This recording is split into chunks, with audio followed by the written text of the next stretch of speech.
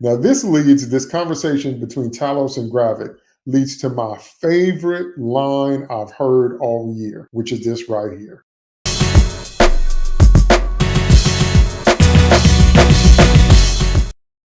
What's up, y'all? DT2 Comics Chat here, ready to review Secret Invasion Episode 3. Now, this one is my favorite so far. I know there's only 6 episodes, and I know we're halfway through, but this is the one that brings all of the elements together into clear focus. I know it's an espionage, at least that's what it's trying to be, but here everything is drawn very clearly, and yet there's still more mysteries to be solved. Okay, the opening scene, it's really hard for me to believe that Fury just abandoned his wife and never said anything to her, just bounced. Now we know the blip happened, him just disappearing and them not having a real conversation about that just feels really strange to me, because it seems like they have a real relationship. And if they have a real relationship, a real married couple would have talked about this kind of stuff before now, and they would have talked about it in earnest, okay?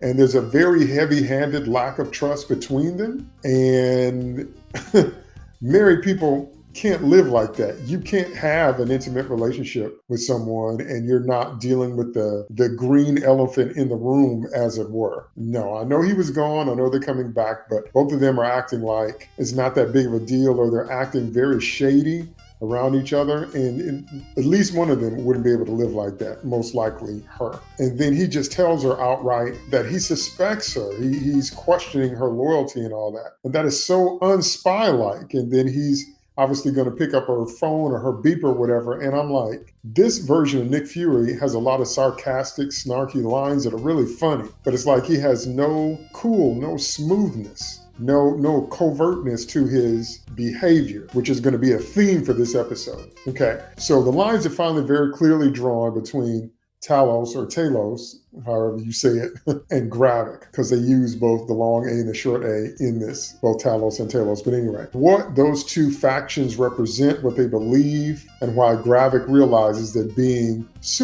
becoming Super Skrulls is the way. So he's moving forward with his plan to start World War III by having a nuclear sub launch a strike, against an airplane, and that's going to get us humans to be at each other's throats and to trigger the worldwide cataclysmic event that's going to start to wipe out humanity. And then they're going to swoop in with their newfound powers and basically clean up the mess by killing us all and taking over the planet. And Gravik heals from a stab wound from Talos in the cafeteria. And so not as clear. It looks like extremist tech. It looks like Gravik already has extremist tech inside of him. And so don't know if that was regular healing or augmented healing, but it looked like augmented healing because of the special effect. That's one thing, again, I wish they would make more clear, because do the Skrulls just change faces and that's all? Because if they have that level of molecular control, they should also have some type of healing factor or something. And I told you, because I'm biased by DC's Green Martians. Now, this conversation between Talos and Gravik leads to my favorite line I've heard all year, which is this right here. The difference between statesmen and soldiers. You see, because one lot spends the war posing for pictures, while the other lot does all the killing and the dying. Oh man, I love that. That's such a powerful line. That's going to echo forward, because that's such a powerful line, and it makes a whole bunch of sense in terms of their attitude, because Talos still thinks he's a homicidal maniac, and he is, but you got to admit that Gravik has a point. It's also not accidental that they have Talos represented as an older guy in his 50s or 60s, and Gravik represented as a young man, because the experience of age and wisdom is saying maybe you don't want to burn the world down around you, but the young guys, we're going to, go scorched earth, we're going to murder them all. They're just dogs. They don't deserve to live, and this is going to be our planet. That's not lost either. The idealism, if you will, and the maniacal driven obsession sometimes of youth to say that the way we see it is the only way to see it, and everything else is standing in our way. And, wisdom, age, and experience saying that we can coexist. We don't have to burn the world down.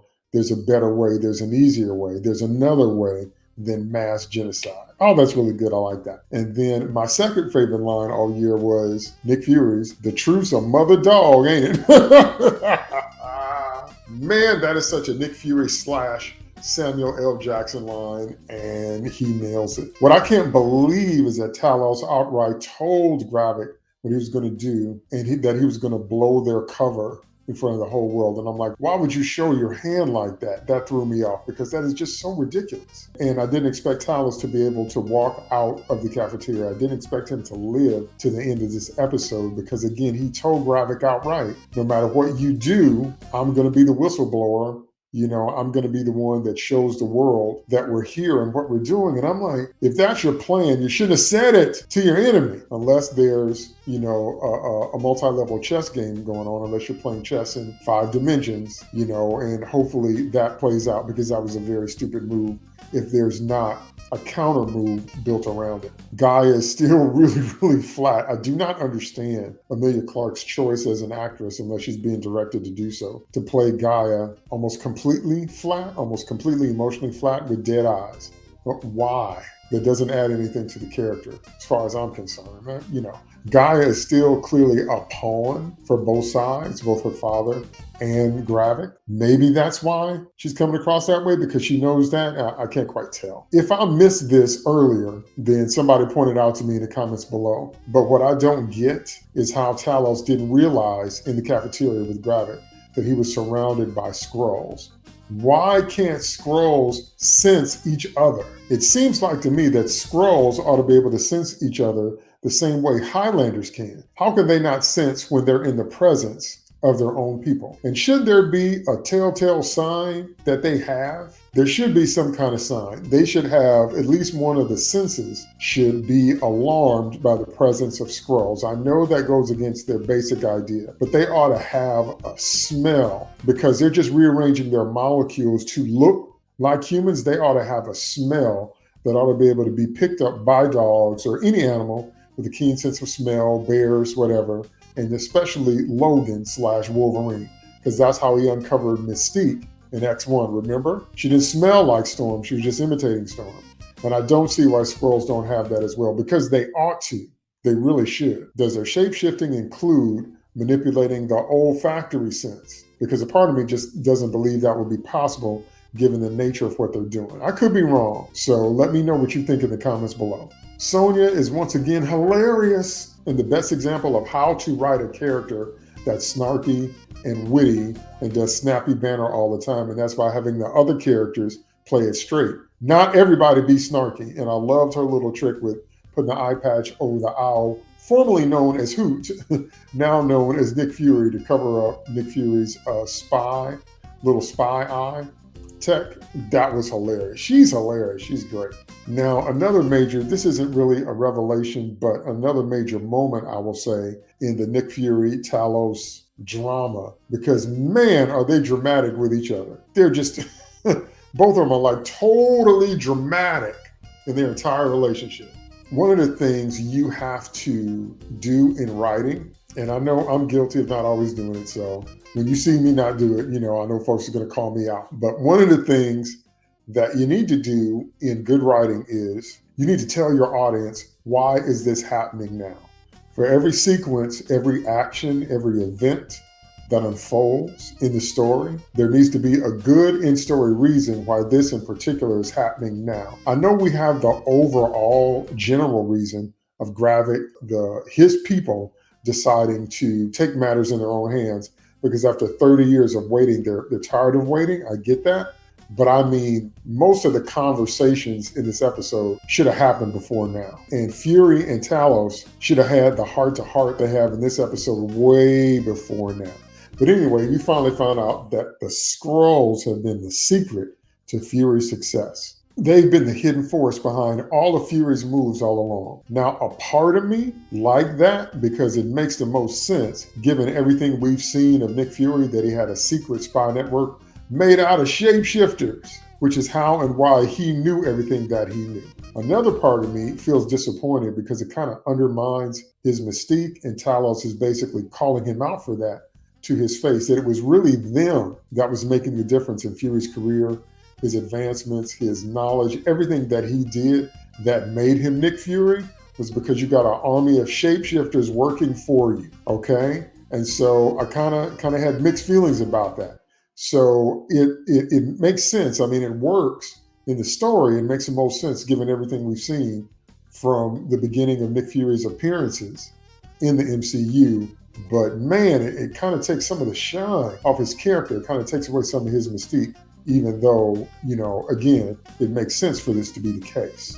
But there's two things that seriously bother me about that idea. The first idea is, why is Fury such a jerk about that? Because they feel like they're doing to him what they did to Apollo in Rocky 4. In Rocky 3, when Rocky and Apollo became best friends and Apollo trained him to come back against Mr. T. Clubber Lang, Apollo said it doesn't take a man to stand there and get their brains beat in. In Rocky 4, what Apollo did was stand there and got his brains beat in. It feels like that's what they're doing to Nick Fury, because he is as unspy-like and as uncool.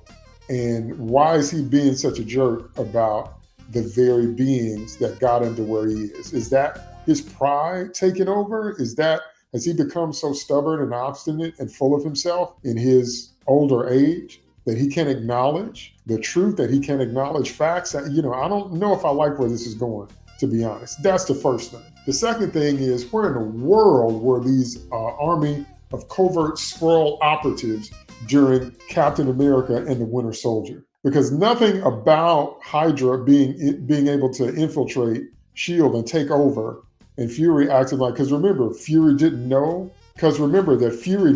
or at least he acted like he didn't know what was going on with Hydra and S.H.I.E.L.D. And how was that possible if you have an army of Skrull operatives hiding in plain sight? See, and they had a conversation about Alexander Pierce last time, that's true. But with all that Fury would know, and with all that he would have working on him, that's why I didn't buy the conversation about there's a million Skrulls on Earth. And Fury didn't know that. If you got a bunch of Skrulls working for you, Talos should have told them or would have told them. I can understand Fury's upset, but they would have had that conversation a long time ago. And I can't believe Talos would have withheld that kind of information. And I can't believe, like I said before, that Fury didn't figure it out.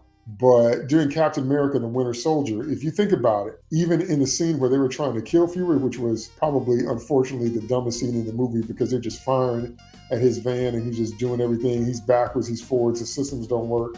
Are they trying to take him out? That army of shape-shifting Skrulls and that intel sure would have come in handy. So I'm just saying, this is the biggest flaw of all the Marvel Disney Plus shows, and that is that they undermine the movies every time. And it also becomes clear in this episode that both Fury and Talos have their best days behind them, which is not funny to me. I mean, they're both still able to do some stuff, but it's both a little bit of, I don't know, kind of like a Lethal Weapon kind of vibe.